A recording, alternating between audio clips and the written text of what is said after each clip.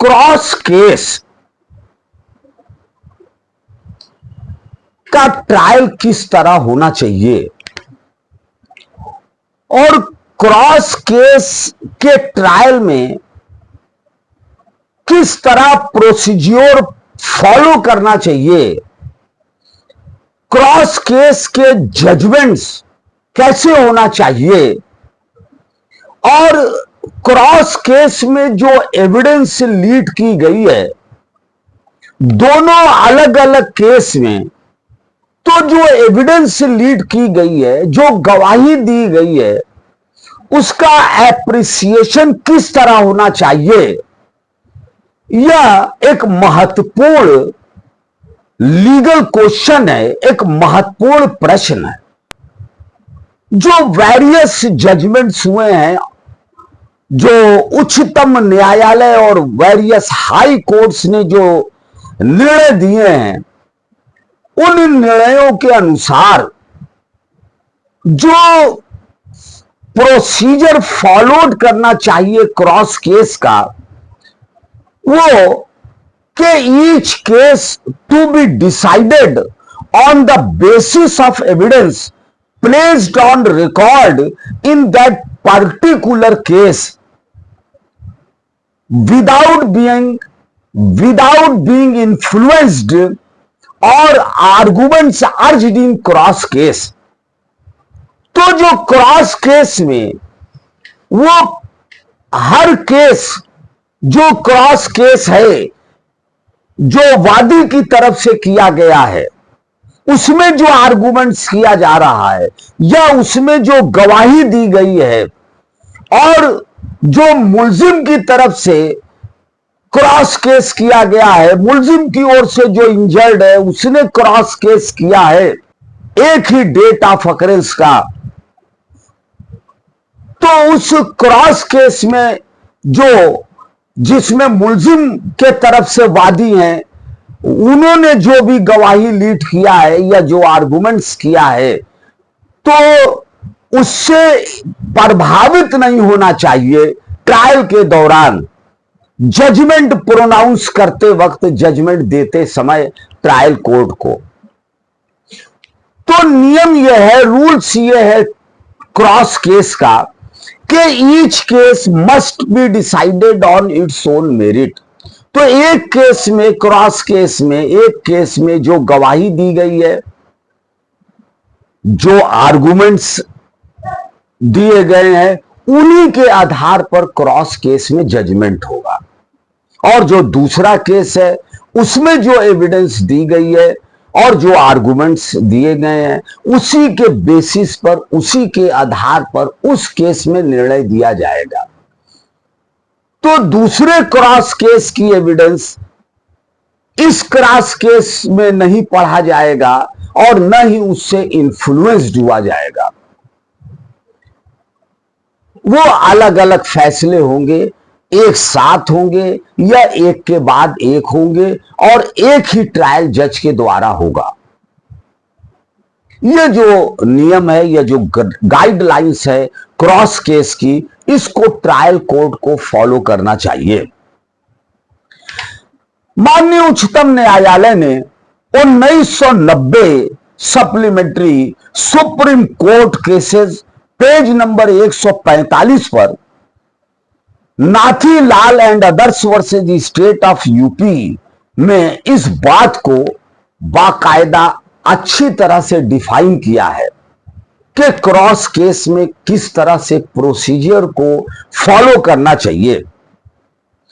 माननीय उच्चतम न्यायालय ने इस निर्णय में कहा कि we think that the fair procedure to adopt in a matter like the present where there are cross case is to direct that the same learned judge must try both the cross case one after the other।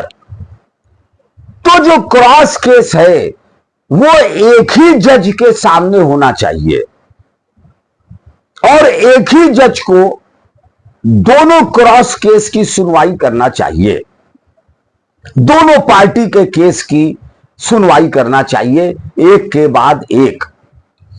After the recording of evidence in one case is completed, he must hear the arguments, but he must reserve the judgment. तो एक case में अगर cross case में अगर जीरा बहस हो गई है तो वो जजमेंट रिजर्व करके जो दूसरा केस है पार्टी ने जो किया है क्रॉस केस, तो उसको आगे बढ़ाना चाहिए और उसमें गवाही शहादत के बाद और आर्गुमेंट सुनने के बाद वो दोनों का फैसला एक के बाद एक, वन आफ्टर अनदर करना चाहिए। तो पॉइंट नंबर 1 कि एक ही ट्रायल जज के द्वारा क्रॉस केस की सुनवाई होना चाहिए। नंबर 2, अगर एक क्रॉस केस की गवाही पूरी हो गई है, आर्गुमेंट पूरा हो गया है, तो जजमेंट रिजर्व कर देना चाहिए और दूसरे केस की जो क्रॉस केस है उसी मुकदमे का, उसकी सुनवाई आगे बढ़ाना चाहिए और फिर एक के बाद एक जजमेंट देना चाहिए। Thereafter, he must proceed to hear the cross case, and after recording all the evidence, he must hear the arguments but reserve the judgment in that case. The same learned judge must thereafter dispose of the matters by 2 separate judgments. तो separate judgements भी होने चाहिए, यह नहीं कि दोनों case का judgement एक साथ हो जाए। एक केस का क्रॉस केस का जजमेंट अलग होना चाहिए और जो क्रॉस केस उसी मुकदमे से संबंधित है उसका जजमेंट अलग होना चाहिए। He can rely only on the evidence recorded in that particular case. और एक केस में जो भी गवाही दी गई है, जो भी गवाही शहादत दी गई है, एविडेंस लीड की गई है, उसी के आधार पर निर्णय होना चाहिए, उसी के आधार पर जजमेंट होना चाहिए। ऐसा नहीं कि दूसरे केस में जो एविडेंस हुई है उस केस की एविडेंस को इस केस में नरेट कर दिया जाए या उसको एडमिसिबल मानकर या उस पर रिलाई करके उसके पैराग्राफ को इस जजमेंट में लिख के उसको कर दिया जाए। तो ऐसा नहीं होना चाहिए। The evidence recorded in the cross case can not be looked into. तो जो उसमें जो एविडेंस है उसको नहीं देखना है, बल्कि हर केस अपने अपने मेरिट पे डिसाइड होगा। Each case must be decided on the basis of the evidence which has been placed on record in that particular case without being influenced in any manner by the evidence or argument urged in that particular case. तो जो particular case में जो arguments किए गए हैं, जो evidence lead की गई है, उन्हीं के आधार पर जजमेंट होना चाहिए। Both the judgements must be pronounced by the same learned judge one after the other. और यह भी माननीय उच्चतम न्यायालय ने कहा कि अगर क्रॉस केस है तो उसका जजमेंट उसी जज के द्वारा प्रोनाउंस्ड करना चाहिए।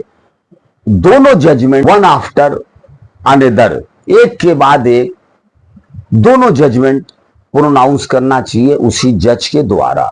तो इस तरह से क्रॉस केस के जो गोल्डन रूल्स हैं, उन गोल्डन रूल्स को जो एडवोकेट्स हैं उन्हें ये समझना चाहिए और ट्रायल कोर्ट को भी इस बात को समझना होगा कि क्रॉस केस कैसे उसका ट्रायल होगा और कैसे डिसाइड किया जाएगा।